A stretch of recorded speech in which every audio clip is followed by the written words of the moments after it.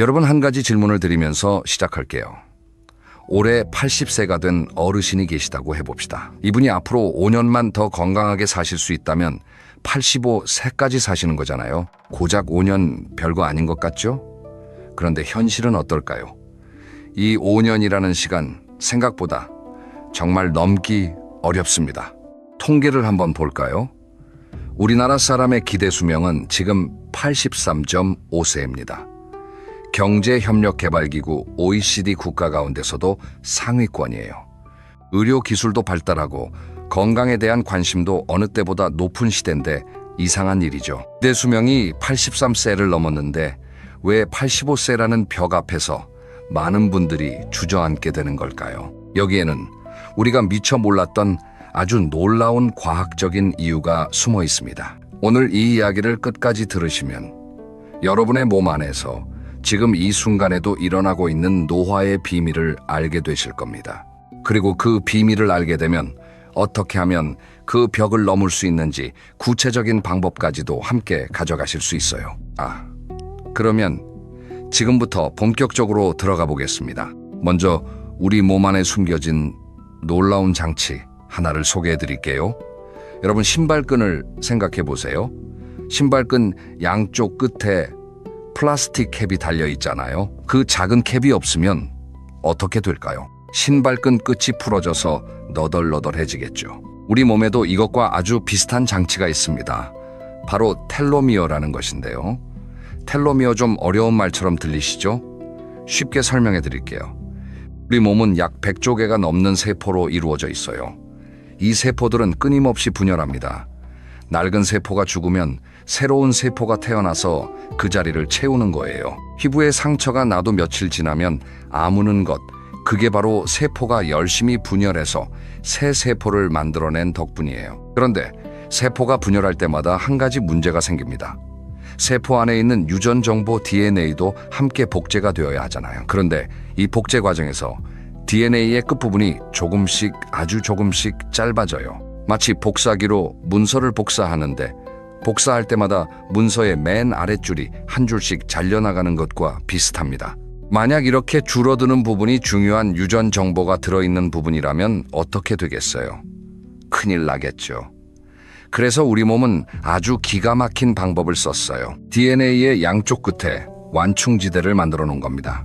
이 완충지대가 바로 텔로미어예요. 신발끈 끝에 플라스틱 캡처럼 텔로미어가 DNA의 끝을 감싸서 중요한 유전 정보가 손상되지 않도록 보호하는 거죠. 문제는 이 텔로미어가 무한하지 않다는 것입니다. 세포가 한 번 분열할 때마다 텔로미어의 길이가 50개에서 200개 정도의 DNA 조각만큼 짧아져요. 처음에는 텔로미어가 넉넉하니까 괜찮습니다. 하지만 세포가 계속 분열하다 보면 어느 순간 텔로미어가 너무 짧아져서 더 이상 보호 기능을 할 수 없게 됩니다. 그 순간이 오면 어떻게 될까요?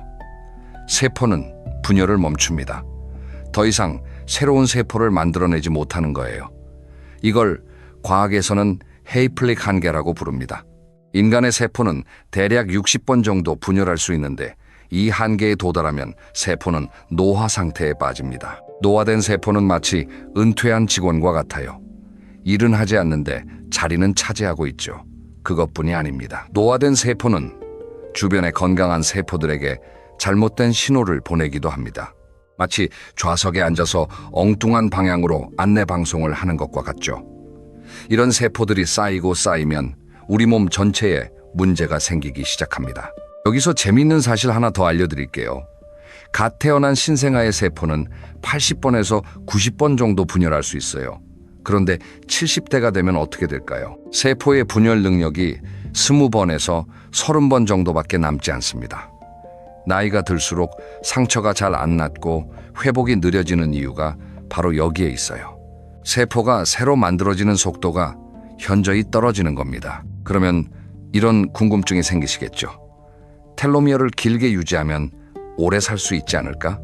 네 과학자들도 같은 생각을 했습니다. 실제로 2009년에 텔로미어 연구로 노벨 생리의학상을 받은 엘리자베스 블랙번 박사가 있어요. 이분이 텔로머레이스라는 효소를 발견했는데 이 효소가 하는 일이 바로 텔로미어를 다시 늘려주는 것입니다. 그런데 여기에 아주 무서운 함정이 있어요. 이 텔로머레이스가 가장 활발하게 활동하는 세포가 뭔지 아세요? 바로 암세포입니다. 암세포는 이 효소를 이용해서 텔로미어가 짧아지는 걸 막고 끝없이 분열합니다. 그래서 암세포가 죽지 않고 계속 자라나는 거예요.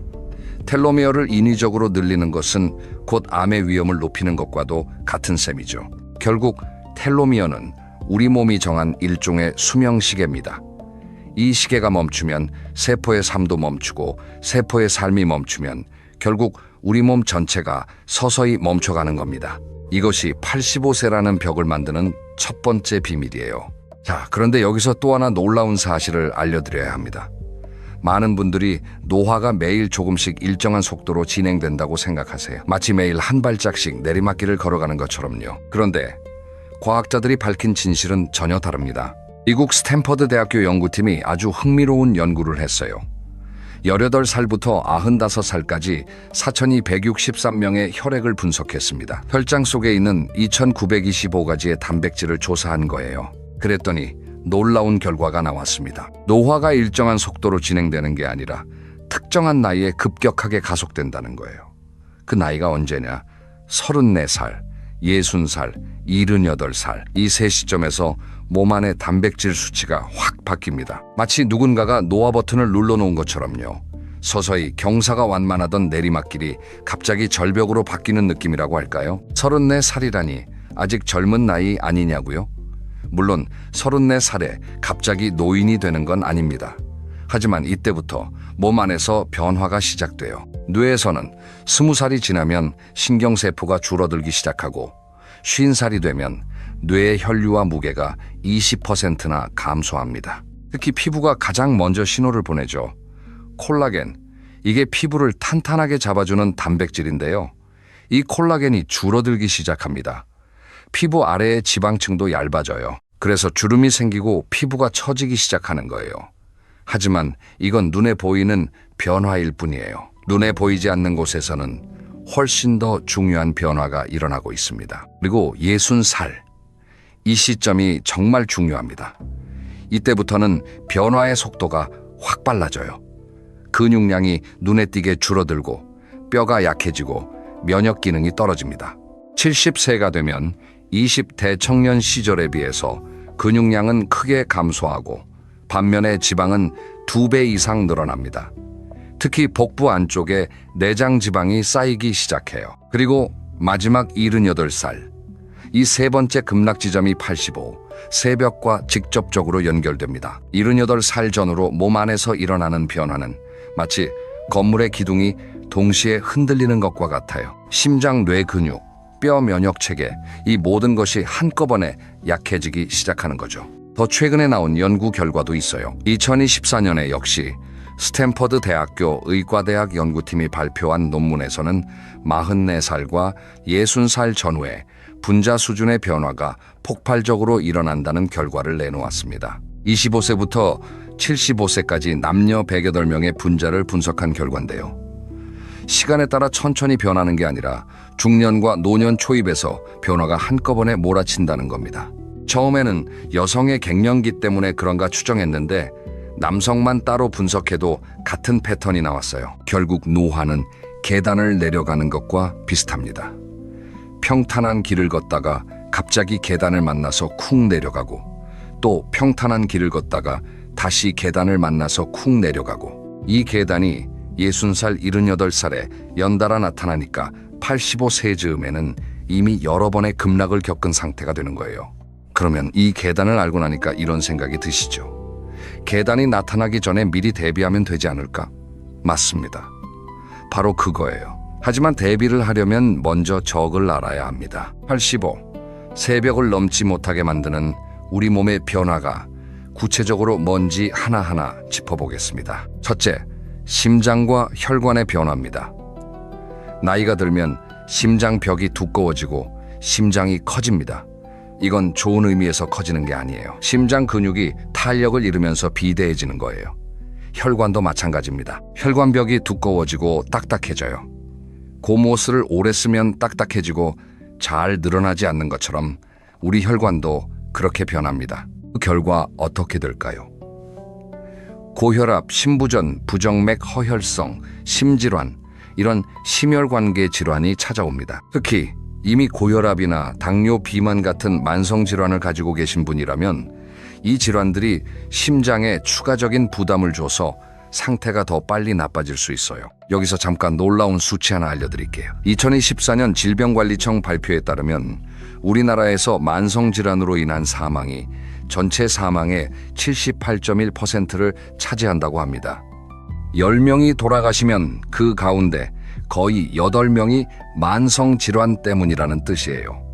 이 수치가 85, 새벽의 실체를 적나라하게 보여줍니다. 둘째, 뇌의 변화입니다. 뇌는 우리 몸에서 가장 먼저 늙기 시작하는 기관 중 하나예요. 20살 이후부터 뇌의 신경세포가 서서히 줄어들기 시작합니다. 60세가 넘으면 뇌신경세포의 수와 무게가 약 10% 정도 줄어들어요. 그러면서 뇌실이라고 하는 뇌 안의 빈 공간이 커지게 됩니다. 이 과정에서 여러 가지 신경계 질환이 나타날 수 있어요. 기억력이 떨어지고 판단력이 흐려지고 말이 잘 떠오르지 않는 증상이 생기죠. 가벼운 수준이면 그냥 깜빡깜빡하는 것으로 넘어갈 수 있지만 심해지면 치매로 이어질 수 있습니다. 혈관성 치매, 알츠하이머, 파킨슨병, 이런 질환들이 80세를 넘어가면서 급격히 증가해요. 혹시 주변에 이런 분 계시지 않으세요? 분명 어제까지 정정하셨는데 어느 날 갑자기 기운이 확 빠지고 말수가 줄고 표정이 무뎌지시는 분. 이런 변화가 단순히 나이 탓만은 아닐 수 있어요. 뇌에서 신경세포가 빠르게 줄어들면서 생기는 변화일 가능성이 큽니다. 셋째, 근육과 뼈의 변화입니다. 이게 정말 중요한데요. 많은 분들이 간과하시는 부분이에요. 70대에 접어들면 근육량이 급격히 줄어듭니다. 여성의 경우 30대부터 근육이 줄기 시작하는데 10년마다 3%에서 5%씩 감소한다고 해요. 70세, 80세가 되면 젊었을 때와 비교해서 근육이 상당히 많이 빠져 있는 상태가 됩니다. 근육이 빠지면 무슨 일이 생길까요? 가장 무서운 건 낙상입니다. 넘어지는 거예요. 젊을 때 넘어지면 일어나면 그만이잖아요. 그런데 70대, 80대에 넘어지면 이야기가 완전히 달라집니다. 뼈가 약해져 있으니까 넘어지면 바로 골절이에요. 특히 고관절 골절. 그러니까 엉덩이 뼈가 부러지는 건 정말 치명적입니다.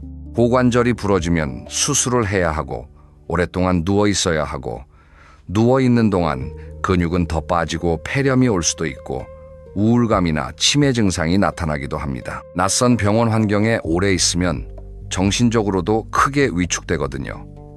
이렇게 한번 무너지기 시작하면 연쇄적으로 건강이 나빠지는 거예요. 그래서 전문가들은 이렇게 말합니다. 70대의 낙상은 곧 수명 단축의 시작이다. 넷째, 면역 체계의 변화입니다.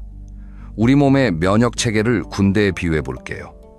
젊을 때는 정예 부대가 꽉 차 있어서 외부에서 침입자가 들어오면 재빨리 잡아냅니다. 그런데 나이가 들면 이 군대의 규모가 줄어들어요. 면역세포의 수도 줄고 기능도 떨어집니다. 그래서 젊을 때는 감기에 걸려도 2, 3일이면 낫지만 나이가 들면 감기가 쉽게 낫지 않고 폐렴으로 번질 수도 있어요.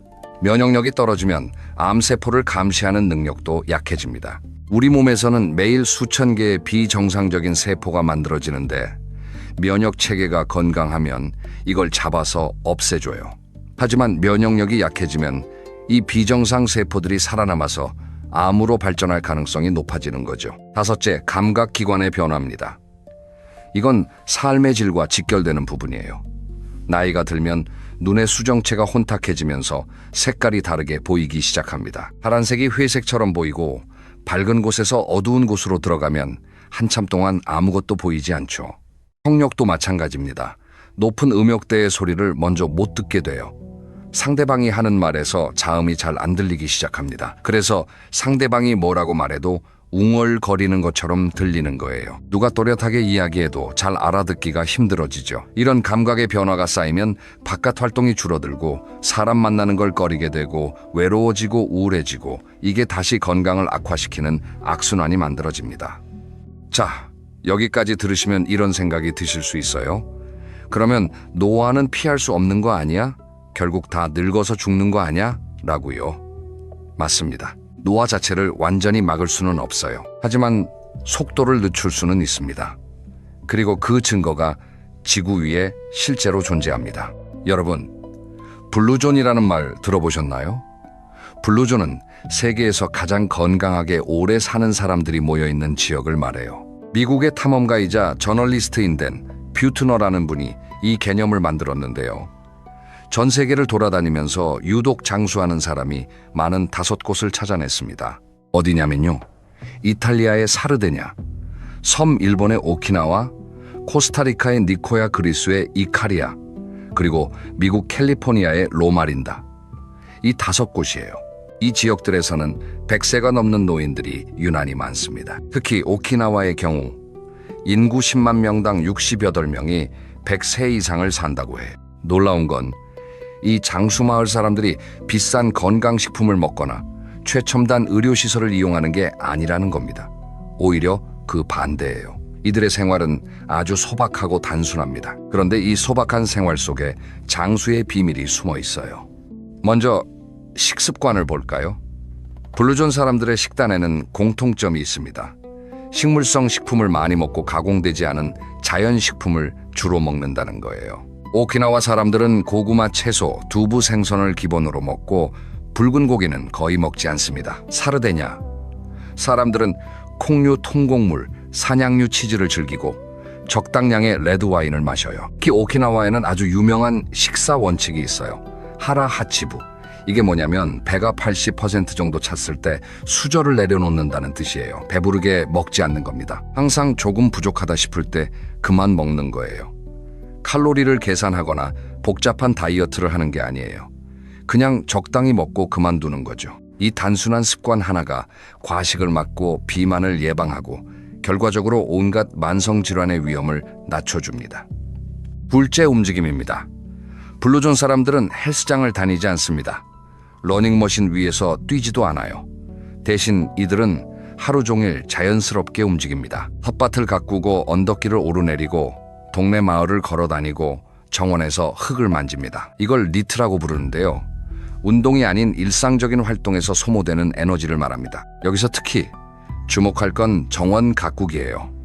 오키나와의 100세 이상 노인 가운데 거의 대부분이 정원을 가꾼 경험이 있다고 해요. 정원 가꾸기는 허리를 굽히고 흙을 파고 물을 주고 잡초를 뽑는 과정에서 자연스럽게 전신 운동이 됩니다. 격렬하지 않으면서도 관절과 근육을 꾸준히 쓰게 되죠. 게다가 흙을 만지고 햇볕을 쬐면서 정서적으로도 안정이 됩니다. 셋째, 삶의 목적입니다. 이게 정말 중요해요. 오키나와에는 이키가이라는 말이 있습니다. 우리말로 하면 살아가는 이유, 아침에 눈을 떠야 하는 이유 정도가 될 거예요. 오키나와에서는 은퇴라는 개념이 거의 없다고 해요. 나이가 들어서도 무언가 할 일이 있고 자기가 필요한 존재라는 느낌을 갖고 살아갑니다. 이게 왜 중요하냐면 삶의 목적이 사라지면 사람은 급격히 무너지기 때문이에요. 은퇴 후에 갑자기 할 일이 없어진 분들 중에 건강이 급속도로 나빠지는 경우를 주변에서 종종 보셨을 거예요. 아침에 일어날 이유가 없으니까 점점 누워있는 시간이 길어지고 활동량이 줄고 근육이 빠지고 우울해지고 건강이 나빠지는 악순환에 빠지는 거죠. 넷째, 사회적 유대감입니다. 블루존 사람들은 혼자 살지 않습니다.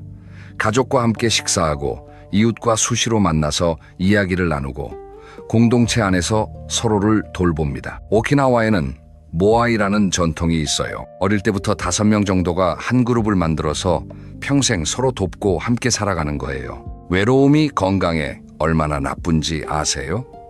여러 연구에 따르면 만성적인 외로움은 하루에 담배 15개비를 피우는 것과 맞먹는 수준으로 건강에 해롭다고 합니다. 사람은 혼자 있으면 스트레스 호르몬이 올라가고 면역력이 떨어지고 심혈관 질환의 위험이 높아져요. 반대로 따뜻한 관계 속에 있으면 스트레스가 줄고 염증 반응이 낮아지고 면역력이 올라갑니다. 우리나라 전남대병원에서 진행한 100세인 연구에서도 비슷한 결과가 나왔어요. 100세가 넘도록 건강하게 사시는 분들의 공통점 중 하나가 바로 긍정적인 태도와 사회적 관계 유지였습니다. 만성질환을 한두 가지 갖고 계시면서도 스스로를 건강하다고 느끼는 분들이 실제로 더 오래 사시더라는 거예요. 마지막 다섯째, 스트레스 관리입니다. 블루존 사람들이라고 해서 스트레스가 없는 건 아니에요. 하지만 이들에게는 스트레스를 해소하는 나름의 방법이 있습니다. 오키나와 사람들은 매일 오후에 잠깐 낮잠을 잡니다. 사르데냐 사람들은 친구들과 모여 와인을 마시면서 웃고 떠들어요. 이카리아 사람들은 밤늦게까지 이웃과 함께 게임을 하며 즐거운 시간을 보냅니다. 이런 습관들이 만성 스트레스를 줄여줍니다. 스트레스가 만성이 되면 우리 몸에 만성 염증을 일으키는데 이 만성 염증이야말로 노화를 가속하는 가장 강력한 촉매예요. 텔로미어를 빠르게 닳게 하는 주범 중 하나도 바로 이 만성 스트레스입니다. 자, 여기까지 블루존의 비밀을 살펴봤으니 이제 가장 중요한 부분으로 넘어가겠습니다. 우리가 오늘부터 당장 실천할 수 있는 것들이에요. 85 새벽을 넘기 위한 7가지 생활 습관 하나씩 짚어드릴 테니까 잘 들어주세요. 첫째, 걸으세요. 하루에 30분만 걸으시면 됩니다. 거창하게 운동복 갈아입고 헬스장에 가실 필요 없어요. 동네 한 바퀴 산책하는 것, 시장까지 걸어가는 것, 아파트 계단을 한두 층 오르는 것, 이런 작은 움직임이 모이면 큰 차이를 만듭니다. 연구에 따르면 중년 이후에 규칙적으로 걷는 사람들은 그렇지 않은 사람들에 비해 텔로미어 길이가 유의미하게 더 긴 것으로 나타났어요. 특히 격렬한 운동보다는 천천히 꾸준히 움직이는 것이 70대, 80대에게는 더 효과적입니다. 너무 세게 운동하면 오히려 관절이 망가지거나 부상의 위험이 있으니까요. 태극권이나 수중 걷기 같은 부드러운 운동을 전문가들이 추천하는 이유도 여기에 있어요. 둘째, 단백질을 드세요. 나이가 들수록 근육이 빠지잖아요. 근육을 유지하려면 단백질이 반드시 필요합니다. 생선, 두부, 달걀, 살코기, 콩류 이런 식품을 몇 끼니 조금씩이라도 드세요. 특히 아침에 단백질을 충분히 섭취하는 게 중요해요. 밤사이 오랫동안 영양 공급이 끊겼던 근육에 아침부터 양질의 단백질을 넣어주는 거죠. 나이 드신 분들 중에 고기를 멀리 하시는 분들이 계세요. 콜레스테롤이 걱정돼서, 혈압이 걱정돼서요. 물론 과하게 드시면 안 되지만 적당한 양의 고기는 오히려 드시는 게 좋습니다. 고기를 먹으면 남성 호르몬 생성에 도움이 되고 이게 의욕과 활동량을 유지하는 데 효과적이에요. 셋째, 잠을 충분히 주무세요. 수면은 우리 몸의 수리 시간입니다. 잠을 자는 동안 뇌에서는 낮 동안 쌓인 노폐물을 청소하고 손상된 세포를 수리하고 면역 체계를 재충전합니다. 전문가들이 공통으로 강조하는 말이 있어요. 노화를 늦추는 가장 확실한 방법은 수면이다. 성인은 하루에 최소 7시간 이상 자는 것을 권장합니다. 특히 주의하실 점이 있어요. 40대 이후부터는 알코올 대사 능력이 급격히 떨어집니다. 와인 한 잔이라도 수면의 질을 크게 떨어뜨린다는 연구 결과가 있어요. 잠들기 전에 반주 한 잔 하시는 분들, 그게 오히려 수면을 방해하고 있을 수 있습니다. 넷째, 햇볕을 쬐세요. 나이가 들면 집 안에 있는 시간이 길어지죠. 그런데 하루에 20-30분이라도 밖에 나가서 햇볕을 쬐는 게 중요합니다. 햇볕을 받으면 우리 뇌에서 멜라토닌이라는 물질이 생성되는데 이 멜라토닌이 수면의 질을 높이고 의욕을 유지하는 데 도움을 줘요. 비타민 D도 햇볕을 통해 합성되는데 비타민 D는 뼈 건강과 면역 기능에 필수적인 영양소입니다. 특히 어르신들 가운데 의욕이 없고 우울하다고 하시는 분들, 혹시 하루 종일 집 안에만 계시지는 않으신지 한번 돌아봐 주세요. 바깥에 나가서 햇볕을 쬐고 가벼운 산책을 하는 것만으로도 기분이 훨씬 나아질 수 있습니다. 다섯째, 사람을 만나세요. 앞에서 블루존 이야기하면서 사회적 유대감이 얼마나 중요한지 말씀드렸죠.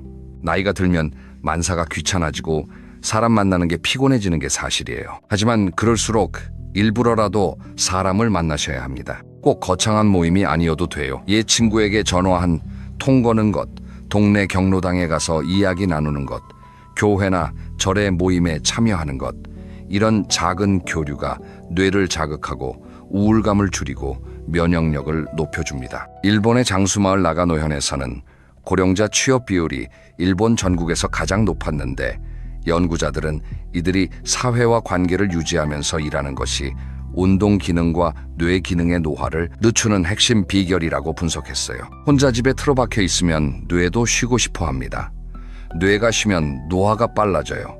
그래서 전문가들은 이렇게 조언합니다. 단조로운 생활을 피하고 생활 속에서 작은 변화를 만들어라. 늘 가던 길 대신 다른 길로 산책해보고, 오랫동안 연락 안 했던 지인에게 전화를 걸어보고 새로운 취미를 하나 시작해보는 것. 이런 소소한 변화가 뇌를 깨우고 노화를 늦추는데 도움이 됩니다. 여섯째, 자외선을 차단하세요. 이건 피부 이야기가 아닙니다. 물론 피부도 중요하지만 자외선은 피부뿐 아니라 세포의 DNA를 직접적으로 손상시킵니다. 자외선에 의한 DNA 손상이 쌓이면 세포가 비정상적으로 변할 수 있고, 이게 피부암을 비롯한 여러 질환의 원인이 돼요. 외출하실 때 모자를 쓰거나 자외선 차단제를 바르는 습관이 단순히 미용을 위한 게 아니라 세포 건강을 지키는 중요한 방법이에요. 일곱째, 정기적으로 건강검진을 받으세요. 만성질환의 가장 무서운 점이 뭔지 아세요? 초기에는 증상이 거의 없다는 겁니다. 고혈압도, 당뇨도, 고지혈증도 처음에는 아무 증상이 없어요. 그래서 자기가 병에 걸린 줄도 모르고 지내다가 어느 날 갑자기 큰 문제가 터지는 거예요. 뇌졸중이 오든 심근경색이 오든 갑자기 찾아오는 것처럼 느껴지지만 사실은 오랫동안 서서히 진행되고 있었던 거죠. 만성질환을 조기에 발견하면 관리할 수 있습니다. 관리를 잘하면 건강하게 오래 사실 수 있어요. 실제로 만성질환을 갖고 있으면서도 꾸준히 관리하며 건강하게 장수하시는 분들이 많아요. 중요한 건 병이 있느냐 없느냐가 아니라 그 병을 알고 관리하느냐 모르고 방치하느냐의 차이입니다. 자, 여기까지 7가지를 말씀드렸는데요. 한번 정리해 볼게요. 첫째, 걷기. 둘째, 단백질 먹기. 셋째, 잠 충분히 자기. 넷째, 햇볕 쬐기. 다섯째, 사람 만나기. 여섯째, 자외선 차단. 일곱째, 정기검진. 어떠세요? 하나도 어려운 게 없죠. 돈이 많이 드는 것도 아니고 특별한 장비가 필요한 것도 아니에요. 전부 다 오늘 당장 시작할 수 있는 것들입니다. 이제 오늘 이야기를 마무리할 시간이 왔습니다. 처음에 제가 질문 하나로 시작했었죠. 왜 대부분의 사람이 85세를 넘기기 힘든 것일까? 그 답을 정리해보면 이렇습니다. 우리 몸 안에는 텔로미어라는 세포의 생명시계가 있는데 이 시계가 세포 분열의 한계를 정해놓고 있습니다. 거기에다가 노화는 일정한 속도가 아니라 34살, 60살, 78살에 급격히 가속됩니다. 이 급락 구간을 지나면서 심장, 뇌, 근육, 뼈, 면역 체계가 동시에 약해지고 만성 질환이 겹쳐서 85세라는 벽이 만들어지는 거예요. 하지만 이 벽은 절대 넘을 수 없는 벽이 아닙니다. 블루존의 장수 노인들이 증명했듯이 소박하지만 꾸준한 생활 습관이 이 벽을 넘게 해줍니다. 적게 먹고 자연스럽게 움직이고 사람들과 어울리고 삶의 목적을 갖는 것. 이게 85 새벽을 넘어 90, 100세까지 건강하게 사는 비결이에요. 유명한 장수 연구자 댄 뷰트너는 이런 말을 했어요. 인간의 수명에서 유전자가 결정하는 부분은 20%에 불과하다. 나머지 80%는 생활 습관과 환경이 결정한다고요. 다시 말해서 우리의 노후는 우리 손에 달려 있다는 뜻입니다. 50세 이후의 운명은 스스로가 결정한다는 말이 있어요. 저는 이 말이 정말 맞다고 생각합니다. 노화를 부정하는 게 아니라 인정하되 준비하는 것, 그게 건강한 노년을 맞이하는 첫걸음이에요. 오늘 이야기 들으시면서 어떠셨어요? 좀 무겁게 느껴지셨을 수도 있는데 사실 중요한 건 오늘부터 뭘 할 것이냐예요. 오늘 저녁에 산책 한번 나가보시는 건 어떨까요? 오랫동안 연락 못했던 친구한테 전화 한 통 거시는 건 어떨까요? 내일 아침에 달걀 한 개 더 드시는 건 어떨까요? 이런 작은 실천 하나가 여러분의 내일을 바꿀 수 있습니다. 다음 시간에는 더 구체적으로 나이대별로 꼭 챙겨야 할 건강관리법에 대해서 이야기해 보려고 합니다. 50대에는 뭘 해야 하고 60대에는 뭘 바꿔야 하고 70대에는 뭘 주의해야 하는지 아주 실용적인 내용으로 찾아뵐게요. 기대해 주세요. 오늘도 건강하시고 행복하시고 내일 아침에 눈 뜨셨을 때 오늘 하루도 좋은 하루가 되겠다는 기분 좋은 느낌으로 시작하셨으면 좋겠습니다. 긴 시간 들어주셔서 정말 감사합니다. 여러분, 오늘 한 가지 질문으로 시작하겠습니다. 지금 여러분 통장에 갑자기 3천만 원을 꺼냈을 수 있으십니까? 갑자기 무릎이 아파서 인공관절 수술을 받아야 한다면, 배우자가 뇌졸중으로 쓰러져서 당장 병원비가 필요하다면 그 돈을 바로 마련할 수 있으신가요? 놀라운 사실 하나를 말씀드리겠습니다. 최근 통계청의 가계금융복지조사 결과를 보면요. 70대 고령 가구 10가구 중 4가구 이상은 저축액이 1,000만 원도 채 되지 않았습니다. 1,000만 원에서 3,000만 원 사이인 가구까지 합치면 무려 10가구 중 6가구 이상이 당장 급한 일이 생겼을 때 쓸 수 있는 현금 3,000만 원이 통장에 없다는 겁니다. 그런데 참 이상한 일이죠. 이분들이 재산이 없는 분들이 아닙니다. 아파트 한 채, 작은 빌라 한 채라도 가지고 계신 분들이 대부분이에요. 재산은 있는데 정작 지갑은 텅 비어 있는 겁니다. 이게 바로 오늘 제가 여러분께 꼭 드리고 싶은 이야기입니다. 오늘 이 영상에서는요, 왜 70대의 현금이 반드시 있어야 하는지, 도대체 얼마나 있어야 마음이 편한 건지, 그리고 지금이라도 현금을 만들 수 있는 현실적인 방법까지 하나하나 차근차근 풀어드리겠습니다. 끝까지 보시면 분명히 나도 이렇게 하면 되겠구나 하는 답을 찾으실 수 있을 겁니다. 자, 그럼 시작하겠습니다. 첫 번째 이야기입니다. 집은 있는데 왜 가난할까? 하우스 리치, 캐시푸어의 함정이라는 주제로 말씀드리겠습니다. 하우스 리치, 캐시푸어. 영어로 들으면 좀 어렵게 느껴지실 수 있는데요. 쉽게 말하면 이겁니다. 집 부자인데 현금 거지. 좀 거친 표현이지만 우리나라 70대 어르신들의 현실을 가장 정확하게 표현하는 말입니다. 여러분, 냉장고를 한번 떠올려 보십시오. 냉장고가 꽉 차 있으면 마음이 든든하잖아요. 그런데 만약 냉장고 안에 있는 게 전부 얼어붙은 덩어리라서 당장 오늘 저녁 밥상에 올릴 수 있는 게 아무것도 없다면 어떨까요? 배는 고픈데 먹을 건 없는 거예요. 지금 우리나라 70대의 많은 분들의 자산 상황이 딱 이렇습니다. 하나금융그룹이 발표한 보고서를 보면요. 우리나라 60세 이상 고령층의 자산 중에서 약 85%가 부동산에 쏠려 있다고 합니다. 85%라니 거의 다 집이랑 땅에 묶여 있는 거예요. 금융자산. 그러니까 통장에 들어있는 돈이나 주식이나 보험 같은 건 고작 15% 남짓에 불과합니다. 이걸 좀 더 쉽게 설명해 드릴게요. 예를 들어 김 할아버지가 전체 재산이 3억 원이라고 해봅시다. 그중에 2억 5,500만 원이 아파트 한 채에 묶여 있고 실제로 통장에 들어있는 돈은 4,500만 원 정도밖에 안 되는 겁니다. 그런데 이 4,500만 원 중에서도 보험이니 적금이니 이것저것 빼면 당장 쓸 수 있는 현금은 정말 얼마 안 됩니다. 이게 미국이나 일본 같은 나라하고 비교하면 정말 차이가 크거든요. 미국 같은 경우는 고령층 자산에서 부동산이 차지하는 비중이 30에서 40% 정도이고요. 일본도 50에서 60% 수준입니다. 우리나라는 80%가 넘으니까 선진국에 비해서 부동산 쏠림이 유독 심한 거예요. 왜 이렇게 됐을까요? 여러 가지 이유가 있지만 가장 큰 건 우리 세대의 경험 때문입니다.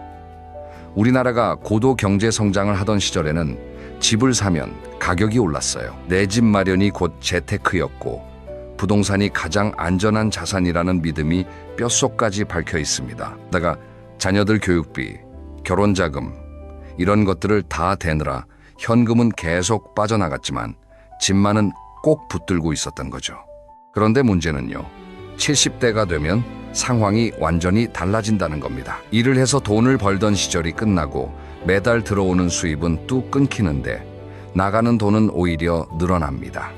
병원비, 약값, 관리비, 생활비 이런 것들이 매달 빠져나가는데 정작 통장에는 돈이 없으니까 불안해지는 거예요. 여러분, 기업에서도 이런 일이 벌어집니다. 재산은 많은데 당장 쓸 현금이 없어서 문을 닫는 회사를 뭐라고 하는지 아시죠? 흑자도산이라고 합니다. 장부상으로는 돈을 벌고 있는데 실제로 직원들 월급 줄 돈이 없어서 망하는 거예요. 우리 가정도 마찬가지입니다. 집이 3억, 5억이어도 매달 필요한 생활비를 마련하지 못하면 그건 사실상 파산과 다를 바 없는 겁니다. 2024년 가계금융복지조사 결과를 보면 은퇴 가구 중에서 생활비가 부족하다고 느끼는 비율이 57%에 달했습니다. 10명 중 6명 가까이가 매달 생활비가 모자라다고 느끼고 있는 거예요. 집은 있는데 돈이 없다. 이 한 문장이 지금 우리나라 70대의 가장 아픈 현실입니다. 그리고 또 하나 중요한 게 있습니다. 70대가 되면 부동산을 팔고 싶어도 쉽게 팔 수가 없어요.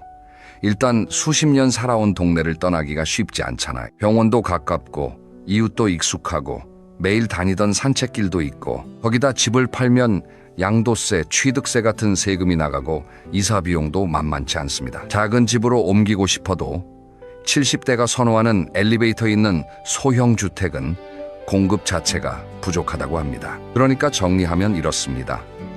우리나라 70대 어르신들은 재산은 있는데 그 재산의 대부분이 부동산에 꽁꽁 묶여 있어서 정작 매달 필요한 생활비와 비상금을 마련하기가 너무 어려운 상황이라는 겁니다. 이게 바로 현금이 왜 중요한지를 말해주는 첫 번째 이유입니다. 자, 그러면 두 번째 이야기로 넘어가겠습니다.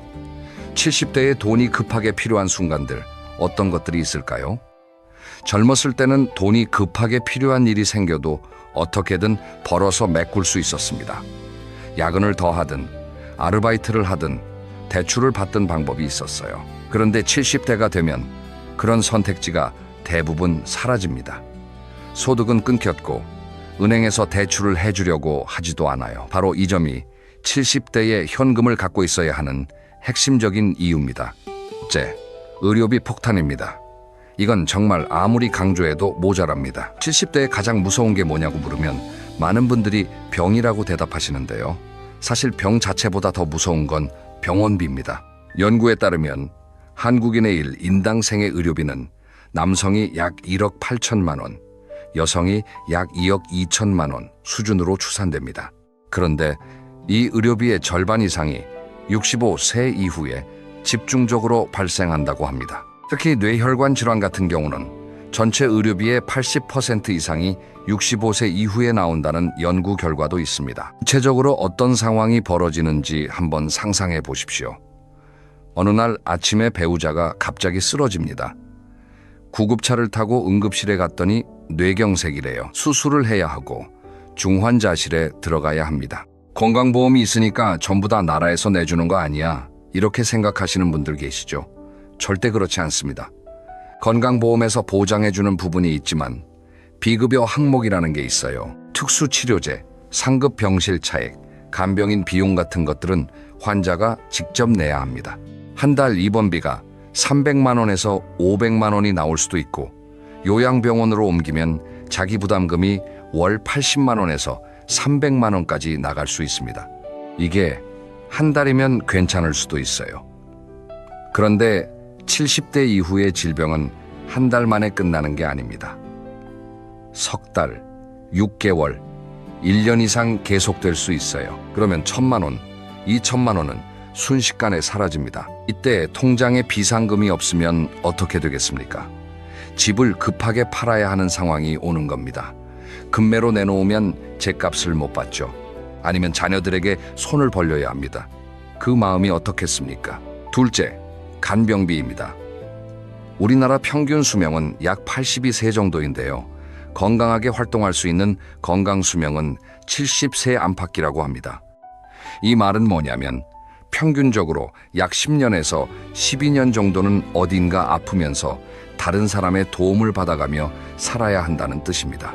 거동이 불편해져서 요양원에 가게 되면 자기 부담금이 월 50만 원에서 80만 원, 요양병원은 월 80만 원에서 300만 원까지 나간다고 합니다. 집에서 간병인을 고용하면 일당이 10만 원에서 15만 원이에요. 한 달이면 300만 원에서 450만 원입니다. 이런 비용이 몇 년씩 계속된다고 생각해 보십시오. 현금 준비가 되어 있지 않으면 정말 막막해지는 겁니다. 셋째, 관혼상제 비용입니다. 70대가 되면 주변에 안 좋은 소식이 많아집니다. 친구분이 돌아가시기도 하고 형제 중에 갑자기 세상을 떠나시는 분도 있어요. 부의금도 내야 하고 혹시 배우자가 먼저 가시게 되면 장례 비용도 본인이 감당해야 합니다. 장례 비용은 평균적으로 1,000만 원에서 2천만 원 정도 든다고 합니다. 그리고 손자, 손녀 돌잔치, 결혼식 같은 경사에도 빈손으로 갈 수는 없잖아요. 이런 경조사비가 70대에는 생각보다 큰 부담이 됩니다. 넷째, 주거 관련 비용입니다. 오래된 집에 살고 계시면 보일러가 고장 나기도 하고 수도관이 터지기도 하고 지붕에서 물이 새기도 합니다. 이런 수리비가 한 번에 500만 원, 1000만 원씩 나갈 수 있어요. 특히 겨울에 보일러가 고장나면 당장 그날 밤부터 난방이 안 되니까 급하게 고쳐야 하는데 이때 현금이 없으면 정말 난감해집니다. 다섯째, 금융사기입니다. 이건 좀 다른 차원의 문제인데요. 요즘 70대를 노리는 보이스피싱이나 투자 사기가 정말 많습니다. 물론 사기를 당하지 않는 게 최선이지만 만약 사기를 당해서 큰 돈을 잃었을 때 최소한의 생활 자금은 따로 남겨두어야 합니다. 전 재산을 한 곳에 넣어두지 말고 비상 자금만큼은 절대 건드리지 않는 별도의 통장에 보관해야 한다는 뜻이에요. 이 5가지 상황 중에서 단 하나도 겪지 않을 자신이 있으시다면 그분은 정말 축복받은 분입니다. 하지만 현실적으로 70대를 보내면서 이 중 한두 가지는 반드시 겪게 됩니다. 그때 현금이 있느냐 없느냐가 여러분의 노후 삶의 질을 완전히 바꿔놓는 겁니다. 자, 여기까지 들으시면 이런 생각이 드실 수 있습니다. 나는 국민연금을 받고 있으니까 괜찮지 않을까?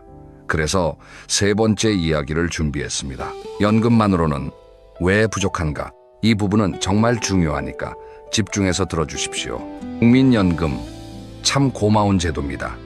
매달 꼬박꼬박 통장에 들어오니까 든든하게 느껴지시죠? 그런데 여러분, 지금 받고 계신 국민연금이 매달 얼마인지 정확히 계산해 보신 적 있으세요? 2025년 기준으로 국민연금 평균 수령액은 대략 60만 원에서 70만 원 사이입니다. 자, 그러면 한 달 생활비는 얼마나 들까요? 국민연금연구원에서 조사한 바에 따르면 70대 부부 기준 적정 생활비는 약 230만 원에서 240만 원 정도이고 혼자 사시는 분은 약 145만 원 정도라고 합니다. 계산이 바로 나오시죠. 국민연금으로 매달 70만 원을 받는데 혼자 사셔도 최소 145만 원이 필요하니까 75만 원이 모자랍니다. 부부라면 더 심각합니다. 이 130만 원이 필요한데 부부 합산 연금이 120만 원이면 110만 원이 부족한 거예요. 이 부족분을 어디서 메꿀 수 있을까요? 회직연금이나 개인연금이 있는 분은 다행이지만 우리나라 70대 중에서 3층 연금, 그러니까 국민연금, 퇴직연금, 개인연금 세 가지를 다 갖추고 계신 분은 그리 많지 않습니다. 특히 지금 70대이신 분들은 국민연금 제도가 완전히 자리 잡기 전에 사회생활을 시작하신 세대예요. 가입 기간이 짧은 분이 많고 퇴직금을 중간 정산해서 주택 구입이나 자녀 교육비로 쓰신 분도 많습니다. 그래서 연금만으로는 생활비를 감당하기 어려운 분들이 대다수라는 겁니다. 여기에 물가 상승이라는 보이지 않는 적도 있습니다. 여러분, 10년 전에 짜장면이 얼마였는지 기억하세요? 지금은 많이 올랐잖아요. 물가는 계속 오르는데 연금 인상률은 그 속도를 따라가지 못합니다. 지금 70만 원이 5년 후, 10년 후에는 실질적으로 50만 원, 40만 원의 가치밖에 안 될 수 있다는 얘기입니다. 한 가지 더 중요한 이야기를 드리겠습니다. 연금의 가장 큰 약점이 뭔지 아십니까? 매달 정해진 금액만 나온다는 겁니다. 매달 꼬박꼬박 들어오는 건 좋은데 갑자기 1,000만 원, 2,000만 원이 필요한 상황에서는 아무 소용이 없어요. 앞에서 말씀드렸던 것처럼 배우자가 갑자기 쓰러져서 수술비로 2,000만 원이 필요하다고 해봅시다. 연금이 매달 100만 원씩 나오더라도 2,000만 원을 모으려면 20개월이 걸립니다. 이래서 연금과 현금은 역할이 다른 겁니다. 연금은 매달 흘러들어오는 냇물이에요. 목마를 때 한 모금씩 마실 수 있는 물이죠. 하지만 현금은 갑자기 불이 났을 때 쏟아부을 수 있는 물탱크입니다. 평소에는 가만히 있지만 위기 상황에서 나를 구해주는 거예요. 냇물도 필요하고 물탱크도 필요합니다. 둘 다 있어야 안전한 거예요. 선진국에서는 이 점을 잘 알고 있어서요. 은퇴 설계를 할 때 연금만 준비하는 게 아니라 반드시 비상현금도 따로 마련하도록 교육하고 있습니다. 미국, 일본, 독일 같은 나라의 노인분들에게 매달 주요 수입원이 뭐냐고 물어보면 연금이라고 답한다고 해요. 하지만 그와 별도로 비상자금은 꼭 갖고 있습니다. 자, 그러면 이제 가장 중요한 질문에 답을 할 차례입니다. 도대체 현금을 얼마나 갖고 있어야 할까요? 네 번째 이야기입니다. 그러면 현금은 얼마나 있어야 할까? 이 질문에 대한 답은 사실 사람마다 다릅니다. 서울에 사시는 분과 시골에 사시는 분은 생활비가 다르고 건강 상태도 다르고 가족 상황도 다르니까요. 그래서 일률적으로 얼마라고 말씀드리기는 어렵지만 기본적인 계산법은 있습니다. 전문가들이 공통적으로 이야기하는 첫 번째 기준은 최소 6개월에서 1년치 생활비를 현금으로 보유하라는 겁니다. 예를 들어 한 달 생활비가 200만 원이라면 200만 원 곱하기 12개월에서 2,400만 원 정도는 언제든 꺼내 쓸 수 있는 형태로 갖고 있어야 한다는 거예요. 그런데 여기서 끝이 아닙니다. 70대에는 앞서 말씀드린 것처럼 의료비 같은 큰 지출이 갑자기 발생할 수 있잖아요. 그래서 생활비와는 별도로 비상의료자금을 추가로 마련해야 합니다. 이 금액은 최소 2천만 원에서 3천만 원 정도로 잡는 것이 안전합니다. 정리하면 매달 생활비 200만 원 기준으로 1년치 생활비 2,400만 원의 비상의료자금 3천만 원을 더하면 약 5,400만 원입니다. 물론 넉넉하게 잡으면 7천만 원에서 1억 원까지도 권장하는 전문가가 있습니다. 여기서 일본의 사례를 한번 비교해 보겠습니다. 일본은 우리나라보다 먼저 초고령화를 경험한 나라입니다. 일본 70대 가구의 46%가 저축액이 1,000만 엔, 우리 돈으로 약 9천만 원 이상을 보유하고 있다고 합니다. 일본의 70대 거의 절반이 현금성 자산으로 1억 원 가까이 갖고 있다는 뜻이에요. 왜 그러냐면 일본은 오래전에 부동산 버블이 꺼진 경험이 있어요. 집값이 반토막 나는 걸 직접 겪었던 세대이기 때문에 부동산보다 현금을 더 신뢰하게 된 겁니다. 우리나라는 아직 부동산에 대한 믿음이 강하지만 일본의 사례를 보면 현금의 중요성을 무시해서는 안 된다는 걸 알 수 있습니다. 물론 이렇게 말씀드리면 나는 그렇게 큰 돈이 없는데 어떡하지? 하고 걱정되실 수 있습니다. 그래서 현실적인 기준을 하나 더 드리겠습니다. 전문가들은 전체 자산에서 금융자산, 그러니까 현금화할 수 있는 자산의 비율을 최소 30%에서 50%까지 높이라고 조언합니다. 지금 전체 자산이 3억 원이라면 그중 9천만 원에서 1억 5천만 원 정도는 부동산이 아닌 통장이나 예금이나 채권 같은 형태로 갖고 있어야 한다는 거예요. 이건 한꺼번에 만들어야 하는 게 아닙니다. 지금부터 조금씩 할 수 있는 만큼 현금 비중을 높여가면 됩니다.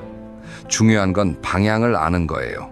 지금 내 자산이 부동산에 너무 몰려있다는 걸 인식하고 조금씩이라도 현금 쪽으로 옮겨가는 노력을 시작하는 것이 핵심입니다. 그리고 한 가지 더 말씀드릴 게 있는데요. 현금이라고 해서 꼭 은행 보통 예금에만 넣어두라는 뜻은 아닙니다. 언제든 꺼내 쓸 수 있는 유동성을 유지하면서도 약간의 이자를 받을 수 있는 방법도 있어요. 이건 5번째 이야기에서 좀 더 자세히 다루겠습니다. 여기서 잠깐 한 가지 질문을 드리겠습니다. 혹시 지금 이 영상을 보시면서 우리 집은 부동산밖에 없는데 그럼 어떻게 현금을 만들지? 하고 고민되시는 분 계시죠? 바로 그 이야기를 지금부터 하겠습니다. 5번째 이야기입니다. 현금을 만드는 5가지 현실적인 방법. 제가 지금부터 말씀드리는 방법들은 당장 내일부터 알아볼 수 있는 현실적인 것들로만 골랐습니다. 너무 복잡하거나 전문적인 투자 이야기는 하지 않겠습니다. 우리 70대 어르신들이 직접 실행할 수 있는 것 위주로 설명드리겠습니다. 첫째, 주택연금입니다. 주택연금은 본인 소유의 집을 담보로 맡기고 매달 일정 금액을 연금처럼 받는 제도입니다. 한국주택금융공사에서 보증을 해주기 때문에 안전합니다. 많은 분들이 주택연금에 대해서 오해를 가지고 계세요. 집을 나라에 빼앗기는 거 아니야? 이렇게 생각하시는 분이 있는데 전혀 그렇지 않습니다. 주택연금에 가입하셔도 그 집에 계속 사실 수 있어요. 돌아가실 때까지 사시고 나중에 받은 연금액을 정산한 후에 남는 부분은 자녀에게 상속도 가능합니다. 예를 들어 볼게요. 공시가격 3억 원짜리 집에 사시는 73분이 주택연금에 가입하시면 매달 약 90만 원에서 100만 원 정도의 연금을 받을 수 있습니다. 이걸 국민연금과 합치면 상당한 월 수입이 되겠죠. 그리고 주택연금에는 수시 인출 기능이라는 것도 있어서 의료비 같은 목돈이 필요할 때 한꺼번에 일정 금액을 뺐을 수도 있습니다. 그러니까 주택연금은 매달 나오는 생활비도 되고 비상시 현금 역할도 할 수 있는 일석이조의 방법인 거예요. 둘째, 다운사이징입니다. 다운사이징이라는 말이 좀 어려울 수 있는데 쉽게 말하면 지금 사시는 큰 집을 팔고 좀 더 작고 저렴한 집으로 옮기는 것을 말합니다. 70대가 되면 자녀들은 이미 다 독립했잖아요. 통계를 보면 65세 이상 가구 중에서 1인 또는 2인 가구 비중이 80%가 넘습니다. 두 분이서 혹은 혼자서 30평대 아파트에 사실 필요가 있을까요? 예를 들어 5억 원짜리 아파트를 팔고 3억 원짜리 소형 아파트로 옮기시면 2억 원의 현금이 생깁니다. 이 2억 원을 잘 운용하면 매달 꾸준한 수입도 만들 수 있고 비상금도 확보할 수 있어요. 물론 이사가 쉬운 일은 아닙니다. 정든 동네를 떠나야 하고 짐도 줄여야 하고 여러모로 귀찮은 일이 많습니다. 하지만 노후의 경제적 안정이라는 큰 그림에서 보면 다운사이징은 매우 효과적인 방법입니다. 셋째, 연금 다층화입니다. 이건 국민연금 외에 추가적인 연금 수입을 만드는 방법을 말합니다. 3층 연금이 기본이고 4층, 5층까지 쌓을 수 있습니다. 4층 연금은 바로 방금 말씀드린 주택연금이나 농지연금이 해당됩니다. 5층 연금은 개인적으로 추가 가입하는 연금보험이나 타깃 인컴 펀드, 약자로 TIF라고 부르는 상품이 있어요. 이건 매달 일정한 수익을 배당 형태로 돌려주는 금융 상품인데 70대 이후에 안정적인 현금 흐름을 만드는 데 도움이 됩니다.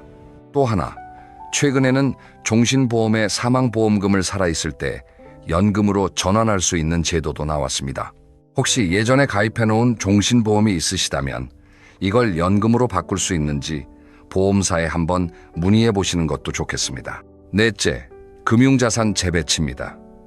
이건 어려운 투자를 하라는 뜻이 아닙니다. 지금 가지고 계신 금융자산의 구조를 좀 정리하자는 거예요. 예를 들어 오래전에 가입해서 이자가 거의 안 붙는 적금이나 수익률이 너무 낮은 보험이 있다면 이걸 정리해서 좀 더 유리한 상품으로 옮기는 겁니다. 70대에 맞는 금융 원칙이 있습니다. 100에서 자기 나이를 빼라는 법칙인데요. 70세이시면 100에서 70을 빼서 30, 즉 전체 금융자산의 30% 정도만 주식이나 펀드 같은 공격적 상품에 나머지 70%는 예금이나 채권 같은 안전한 상품에 넣으라는 뜻입니다. 중요한 건 절대 대박을 노리지 마시라는 것. 70대의 투자 목표는 대박이 아니라 잃지 않는 것입니다. 연 3%에서 4% 정도의 안정적인 수익이면 충분합니다. 다섯째, 근로소득 활용입니다. 70대에 무슨 일을 하느냐고 생각하실 수 있지만 사실 요즘은 70대에도 일하시는 분들이 많습니다. 통계에 따르면 70대 취업률이 30%를 넘었다고 해요. 10명 중 3명은 어떤 형태로든 일을 하고 계시다는 겁니다. 꼭 힘든 육체 노동을 하라는 게 아닙니다. 경비 일을 하시는 분도 있고 아파트 관리를 하시는 분도 있고 본인의 전문 분야에서 상담이나 교육을 하시는 분도 있어요. 정부에서도 노인 일자리 사업을 통해 다양한 일자리를 제공하고 있습니다. 일을 하면 두 가지 좋은 점이 있습니다. 첫째는 당연히 추가 수입이 생깁니다. 한 달에 50만 원에서 100만 원이라도 벌면 그만큼 비상금을 모으는 속도가 빨라지고 저축 자산이 줄어드는 속도도 늦출 수 있어요. 둘째는 사회적 활동을 유지할 수 있다는 겁니다. 70대에 아무 역할 없이 집에만 계시면 몸도 마음도 빠르게 쇠약해집니다. 적절한 활동은 건강 유지에도 큰 도움이 됩니다. 이 5가지 방법을 한꺼번에 다 하실 필요는 없습니다. 본인 상황에 맞는 한두 가지부터 시작하시면 됩니다. 주택연금이 맞는 분이 있고 다운사이징이 더 현실적인 분이 있고 근로소득이 가능한 분이 있을 겁니다. 중요한 건 어떤 방법이든 시작하는 거예요. 가만히 있으면 아무것도 달라지지 않습니다. 자, 이제 거의 마지막으로 가고 있습니다. 현금을 만드는 것도 중요하지만 그 현금을 지키는 것도 그만큼 중요합니다. 6번째 이야기입니다. 현금을 지키는 기술. 사기와 낭비로부터 내 돈 보호하기라는 주제로 말씀드리겠습니다. 어렵게 마련한 현금을 한순간에 잃어버리는 경우가 70대에 특히 많습니다. 크게 3가지를 조심하셔야 해요. 첫째, 금융 사기입니다. 요즘 보이스피싱이 정말 교묘해졌습니다. 검찰이나 금융감독권을 사칭하면서 어르신 계좌가 범죄에 이용되고 있습니다. 안전한 계좌로 돈을 옮기세요 라고 하는 전화 혹시 받아보신 적 없으세요? 절대 속으시면 안 됩니다. 어떤 공공기관도 전화로 돈을 옮기라고 하는 일은 없습니다. 그리고 원금 보장에 월 5% 수익, 이런 투자를 권유하는 지인이나 업자가 있다면 100% 사기입니다. 세상에 원금이 보장되면서 월 5% 수익을 주는 투자는 존재하지 않습니다.